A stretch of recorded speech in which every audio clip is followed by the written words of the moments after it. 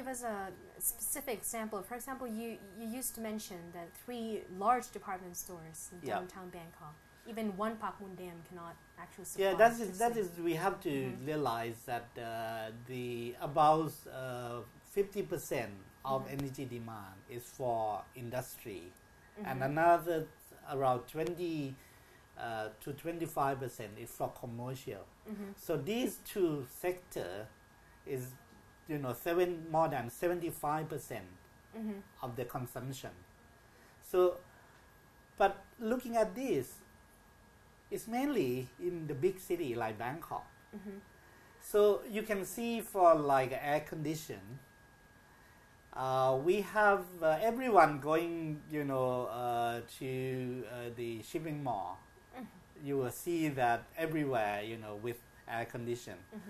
I'm not saying that we will demand them to stop using air condition, but I was saying that using in very inefficiency, like if they try to looking at how can they install, the systems that will be, keep the cool weather, or how can they manage, even when they start building. I can tell you, they have done some research, and they found out that the energy consumption per square meter in the shopping mall in Thailand is about 500 units per square meter per year, which is the standard is just 100 units. So you can see they can reduce 5 times, but it still, function as the same. So the lighting, for example, now we have the fluorescence with 40 watt consuming. But now the new technology we have using only 26 watt, but giving the same amount of light as 40 watt. So we have all over Thailand 83 million of these lamps. So if we switch from the 40 watt to 26 watt, we will get 1,100 megawatt, which is equal to 1 nuclear power plant. So this is what I think this is something, it's not just my idea, it's based on the research. Right. The question is, why not doing this? Because no one heard. They're still not implementing this, but they keep building more dams, building more coal-fired power plant, or even nuclear. So actually, going back to Laos, do they actually get the same idea of managing electricity? I would say there are two systems in Laos. One is the domestic, and another one is for export. Right. The domestic demand of Laos is just 500 megawatt, which is the Sayaburi Dam is 1,200 megawatt. So it means whole demand of the Lao country is just needs half of one project. But now they have planning to build 80 something dams, right? So it's not for the domestic. But if you're looking, all of that is for export. But looking at the domestic, no one wants to invest for domestic. Why? Because they're better to deal with EGAT. That is the economic reason, business reason.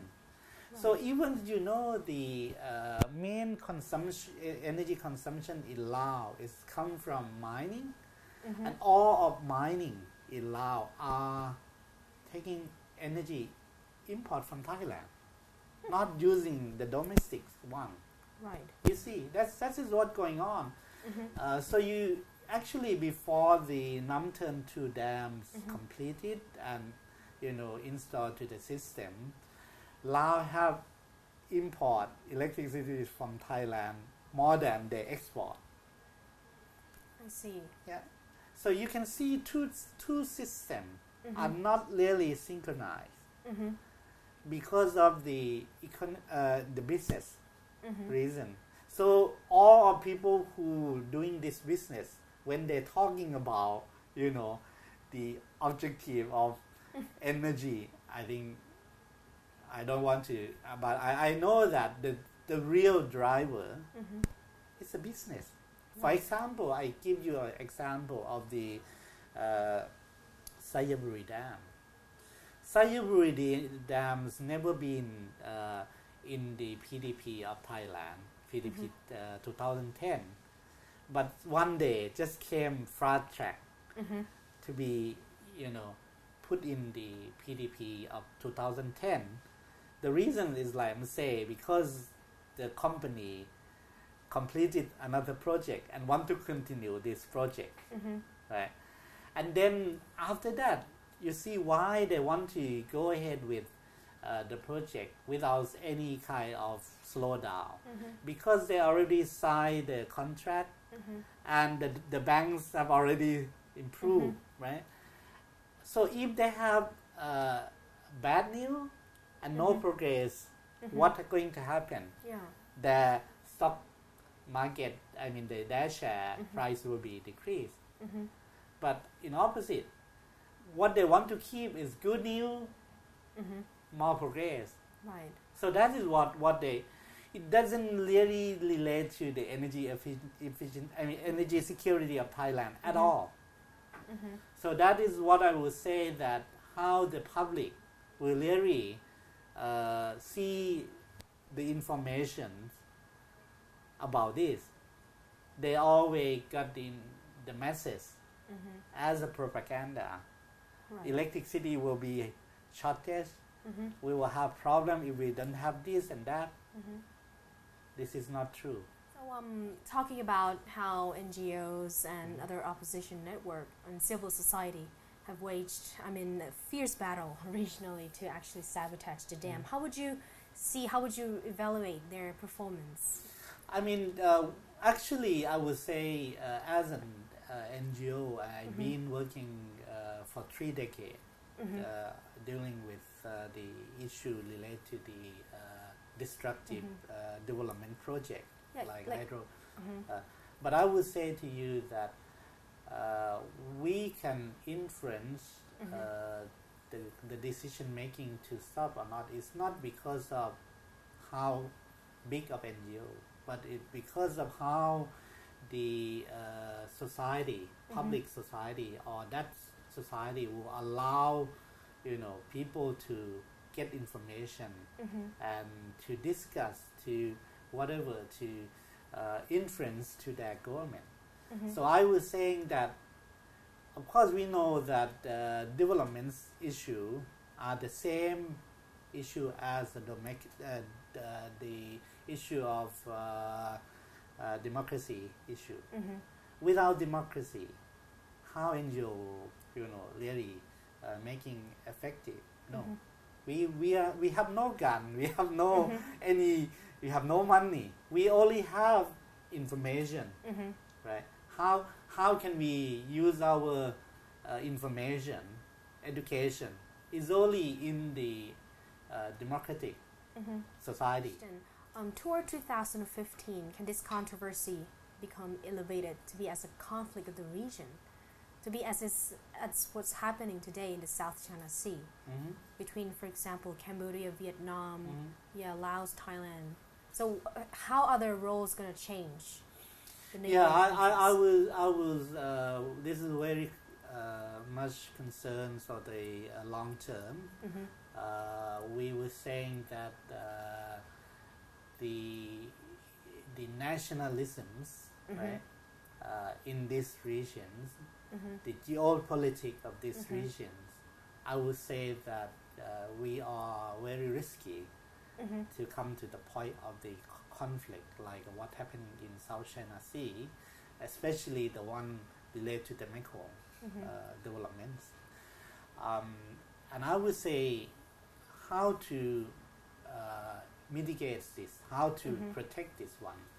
I can see only the democratic method way, like I'm saying, there are many kind of legal and academic approach. Like we should really much using the standard, especially like the transboundary impact assessment. If they are serious in to assess what the impact will be and how to mitigate. If they cannot mitigate, are there any other option? So all of this, I think the academic mechanisms approach, research approach can help. And also, I think they measure legal cooperation among the region with everyone respect, or we might need a kind of like a regional regulation that have independent enough to try to finalize or to end some problems. Right. So that is something we are really want to raise this issue for our region. I would say we only talking about AEC, how people can learn English to communicate. I think we should really looking at, even we have border, we still have problem. Yeah. But if we want to transfer to no border, we should measure on the legal institutions and so on. And then if we mature enough, we will transfer to no boundary. That wraps up today's edition of Tour 2015. You can watch us again every weekday, same place, same time, same channel. For today, สวัสดีครับ สวัสดีค่ะ